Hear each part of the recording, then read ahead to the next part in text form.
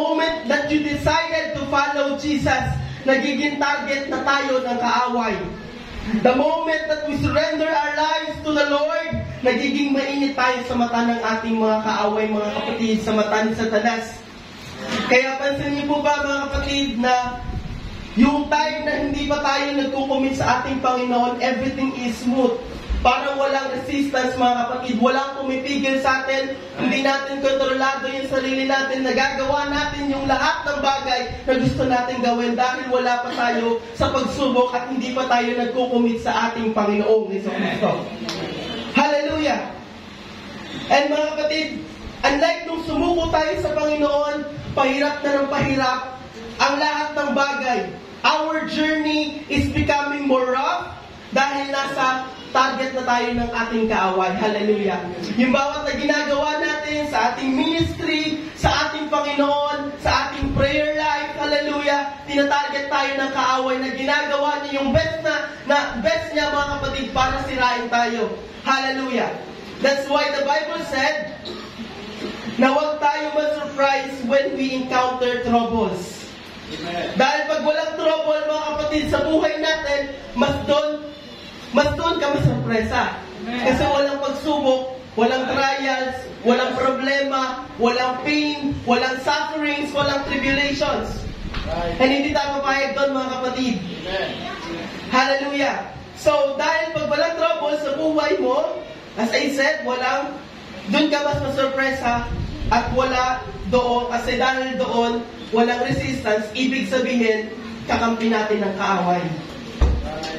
So, yes, following Jesus includes blessing, miracles, breakthrough, but following Jesus also includes pain and suffering. Amen. Kapag sumunod tayo kay Kristo, hindi tayo exempted sa pain and suffering, mga kapatid.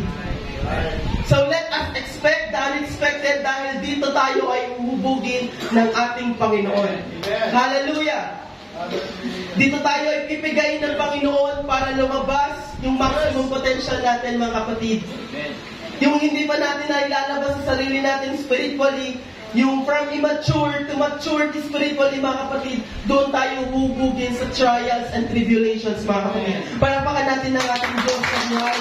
Hallelujah! And while we are in the season of serving God, gagawin ni Satan ang lahat ng makakaya niya para mapagod tayo at para ikaw sa sarili mo sumuko na tayo, mga kapatid.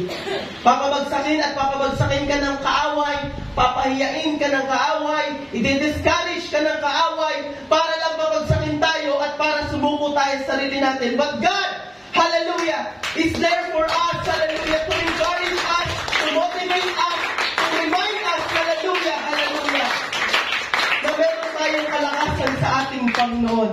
Amen. At the more na i-discourage ka ni Satan, mas nakikita niya na may purpose ka, mga kapatid. Na maganda yung destination mo, na maganda yung patutunguhan mo as you serve the Lord, as you commit to the Lord. Hallelujah. Hallelujah. Kaya huwag ka magtataka, mga kapatid, kung may pagsubok na darating sa buhay natin. At i-discourage ka ni Satan dahil merong marahil siya nakikita na hindi pa natin nakikita, mga kapatid. And even Jesus Christ Himself, mga kapatid, experienced pain and suffering to the cross of Calvary, mga kapatid. But anong sabi niya, mga kapatid? Lord, Thy will be done. Father, Thy will be done. And not my will. So, mga kapatid, even Jesus Christ Himself, mga kapatid, sinasabi niya, not my will be done, not my convenience, Lord, but your will be done. Hallelujah. Again, kapag matindi ang purpose mo, mga kapatid, matindi rin ang pagdadaanan natin. So let us always ask the Lord, kung dadaan ako sa pagsubok na to, palakasin mo na lang ako, Panginoon. Hallelujah. And even though we are in the season of pain and suffering, pansamantala lang yan. Nasa stage of life lang tayo kung saan tayo sinasampal ng realidad. But that is for only temporary. Because even though we are on the suffering right now, after that mayroong magandang blessings. Amen.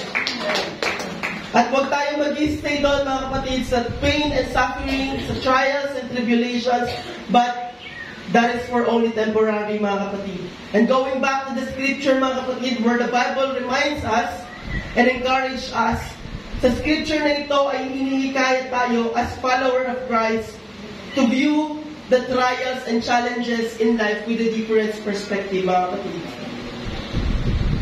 Instead na tignan natin siya as kahirapan, sufferings, trials, mas tignan natin siya as opportunity na kalalaguan natin spiritually, mga kapatid. Hallelujah.